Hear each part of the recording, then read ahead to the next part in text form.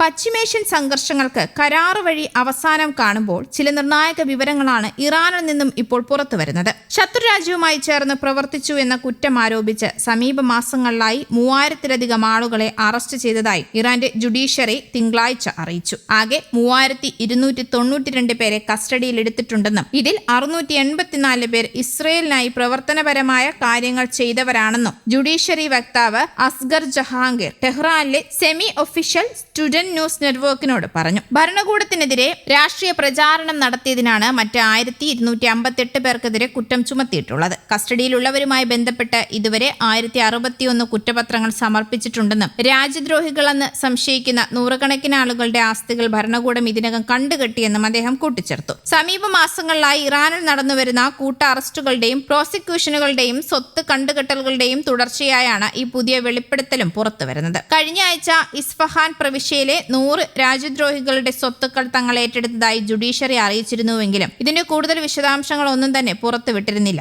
ജനുവരിയിൽ നടന്ന ഭരണകൂട വിരുദ്ധ പ്രതിഷേധങ്ങളെ തുടർന്ന് 50,000-ലധികം ആളുകളെ അറസ്റ്റ് ചെയ്യുകയും കടുത്ത അടിച്ചമർത്തലുകൾ നടത്തുകയും ചെയ്തതിന് പിന്നാലെയാണ് ഈ പുതിയ തടങ്കലുകൾ ഉണ്ടായിരിക്കുന്നത്. യുദ്ധം കൊടുമ്പിക്കൊണ്ടിരിക്കുന്ന സമയത്ത് അമേരിക്കയും ഇസ്രയേലും സംയുക്തമായി നടത്തിയ വ്യോമാക്രമണങ്ങളെ സഹായിച്ച് രാജ്യദ്രോഹികളായി പ്രവർത്തിച്ചവരാണ് ടെഹ്റാൻ ഇപ്പോൾ ലക്ഷ്യമിടുന്നത് എന്നാണ് പുറത്തുവരുന്ന വിവരം. ആ സമയത്ത് റവല്യൂഷണറി ഗാർഡ്സിന്റെ ഇന്റലിജൻസ് ഓർഗനൈസേഷന്റെ പ്രാദേശിക വിഭാഗം വ്യക്തമാക്കിയത് ഇങ്ങനെയാണ്: സയനിസ്റ്റ് ശത്രുക്കളായ ഇസ്രയേലും യുഎസും ഇറാനെ ആക്രമിക്കാൻ ശ്രമിക്കുന്നതിനൊപ്പം തന്നെ തങ്ങളുടെ അടുത്ത ഘട്ടമെന്ന നിലയിൽ കലാപങ്ങൾ നടത്തുന്നതിനായി കൂലിപ്പടയാളികളെയും ചാരന്മാരെയും ഒരേ സമയം സജീവമാക്കുകയാണ്. ഭരണകൂട വിമർശകരുടെ വായടപ്പിക്കാനായി ഇറാൻ കൂട്ട അറസ്റ്റുകളും നിർബന്ധിത കുറ്റസമ്മതങ്ങളും ഉപയോഗിക്കുകയാണെന്ന് മനുഷ്യാവകാശ സംഘടനകൾ ആരോപിക്കുന്നുണ്ട്. യുദ്ധ സാഹചര്യങ്ങൾ മറയാക്കി ഇറാൻ തങ്ങളുടെ എതിർപ്പുകളെ അടിച്ചമർത്തുകയാണെന്ന് ആംനസ്റ്റി ഇന്റർനാഷണൽ കഴിഞ്ഞ മാസം വ്യക്തമാക്കിയിരുന്നു. കൂട്ടത്തോടെയുള്ള ഏകപക്ഷീയമായ അറസ്റ്റുകൾ, കടുത്ത അനീതി നിറഞ്ഞ ദ്രുതഗതിയിലുള്ള ജുഡീഷ്യൽ നടപടികൾ, രാഷ്ട്രീയ ലക്ഷ്യങ്ങളോടുള്ള വധശിക്ഷകൾ, കഠിനമായ തടവ് ശിക്ഷകൾ, സ്വത്ത് കണ്ടുകെട്ടൽ എന്നിവയാണ് ഇറാൻ നടത്തുന്നതെന്നും അവർ ആരോപിച്ചു. നോർവേ ആസ്ഥാനമായി പ്രവർത്തിക്കുന്ന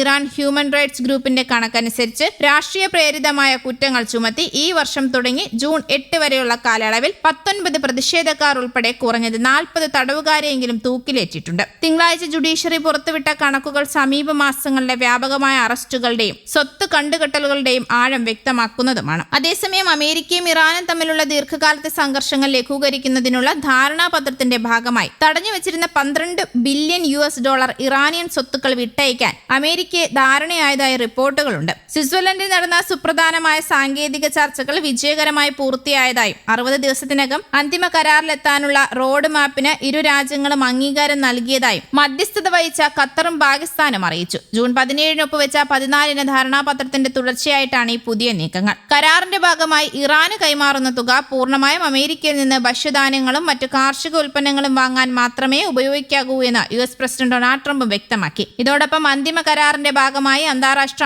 ആയുധ പരിശോധകർക്ക് ഇറാൻ അനുമതി നൽകുമെന്നും ട്രംപ് അവകാശപ്പെട്ടു. വിട്ടുകിട്ടുന്ന പണം പശ്ചിമേഷ്യയിലെ പ്രാദേശിക സായുധ ഗ്രൂപ്പുകൾക്ക് ധനസഹായം നൽകാൻ ഉപയോഗിക്കുന്നത് തടയുകയാണ് അമേരിക്കയുടെ പ്രധാന ലക്ഷ്യം. എന്നാൽ ട്രംപിന്റെ ഈ വാദങ്ങളെ Iran central bank governor Abdul Nasser Hemmati പൂർണ്ണമായും തള്ളി. ധാരണ പ്രകാരം അത്തരം യാതൊരുവിധ നിബന്ധനകളുമില്ല എന്നും അമേരിക്കയിൽ നിന്ന് കാർഷിക ഉൽപ്പന്നങ്ങൾ വാങ്ങാൻ ഇറാന് യാതൊരു ബാധ്യതയുമില്ല എന്നും വ്യക്തമാക്കി. വിട്ടുകിട്ടുന്ന $12 ബില്യൺ 2 പ്രത്യേക ഗഡുകളായി റിലീസ് ചെയ്യാനാണ് നിലവിലെ ധാരണയെന്ന് ഇറാൻ പാർലമെന്റ് സ്പീക്കർ മുഹമ്മദ് ഗാലിബാഹ് വിശദീകരിച്ചു. ഖത്തർ സന്ദർശന വേളയിലാണ് ഇതിന്റെ പ്രാഥമിക ചർച്ചകൾ നടന്നതെന്നും അദ്ദേഹം കൂട്ടിച്ചേർക്കുന്നു. News desk Kerala Kaumudi.